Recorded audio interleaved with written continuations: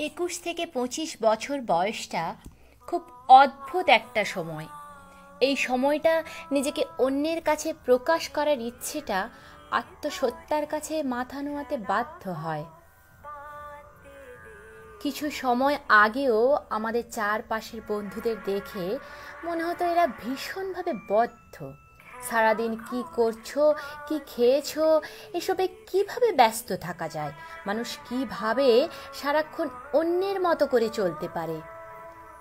এই বেশ দিব্যি আছি, অন্তত স্বাধীন আছি। আর যাই হোক, অন্যের অধীনত্বে জীবন কাটানো খুবই দুষ্কর। মিনিটে মিনিটে রাগ, অভিমান, একে অন্যের প্রতি হাজারো অভিযোগ, তা আবার ওই সমস্ত মানুষদের প্রতি যাদের সাথে কোনো রক্তের সম্পর্ক নেই। আজ একটা সময়ে এসে মনে হয় অন্তত কেউ একজন থাকুক, সারাদিনে একটিবার হলেও আমাদের খোঁজ রাখুক, আমাকে জিজ্ঞেস করুক আমি কেমন আছি। কেউ একজন যাকে নির্দ্বিধায় বলা যায় আমাদের ভালো না থাকার কারণ।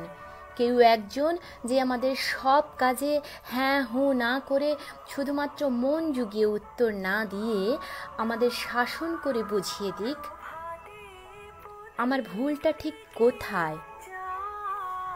চারদিকে এমন অনেকেই আছে যারা শুধুমাত্র নিজেদের প্রয়োজনে তোমার খোঁজ নেবে, নিজের কৌতূহল মেটাতে তোমার নজরে ভালো মানুষের মুখোশ পড়বে।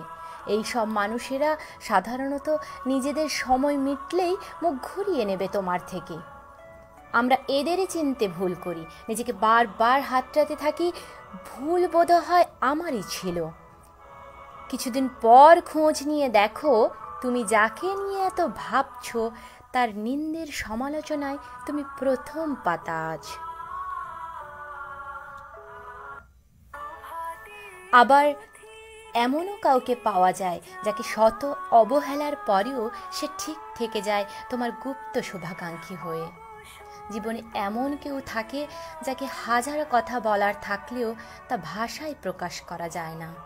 একটা সময় অবধি ভুল বোঝা ব্যাপারটার প্রতি আমরা খুব স্পর্শকাতর হই, অন্যের অপ্রত্যাশিত হীন আচরণের প্রতি নিজেরাই অনাস্থা রাখতাম। কিন্তু ধীরে ধীরে সময় বুঝিয়েছে এমনটা কিছুই নয়, কেউ বোকা নয়, কেউ বাধ্য নয়।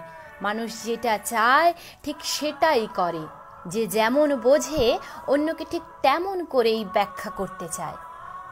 এসব মানুষের মধ্যে এমন কেউ থাকবে যে তুমি যেমন ঠিক তেমনভাবেই তোমায় বুঝবে, তোমার না বলা কথায় বুঝবে তোমার ভীষণ মন খারাপ। সে যে কেউ হতে পারে, হতে পারে তোমার বন্ধু বা খুব কাছের কেউ, যাকে নির্দ্বিধায় সশব্দে বলা যায় আমি ভালো নেই। দিন রাত ভালোবাসি ভালোবাসি বলে অন্যজনের স্বাধীনতা, ভালো লাগা সব ছিনিয়ে নেওয়া মানুষের চেয়ে যে মানুষটা তোমার ভালো লাগার ব্যাখ্যা না দিয়ে তোমার ভালো খারাপের পথ দেখিয়ে তোমাকে আগলে রাখে, তার ভালোবাসার গভীরতাটা অনেকাংশেই বেশি। ঘন্টা পাঁচেক ফোনের ওপারে নাই বা থাকলো কেউ, অন্তত এমন একজন যে বিপদে পাশে আছে, থাকবে, এটুকু অনুভূতি যথেষ্ট। হাত ধরে পার্কে না ঘুরলেও সুখী সে যদি কেউ শক্ত করে হাত ধরে এগিয়ে যাওয়ার পথ দেখায় তাকে। যাকে পাওয়ার ইচ্ছের থেকে আগলে রাখার ভয় অনেক বেশি, তার চোখে চোখ রেখে নিঃসন্দেহে হারিয়ে যাওয়া যায়। কেউ একজন বোধহয় থাকা দরকার, যার শব্দে নিজের সমস্ত কষ্ট, একাকিত্ব মুছে ফেলা যায়। কেউ একজন বোধহয় যাকে চোখ বন্ধ করে বিশ্বাস করা যায়।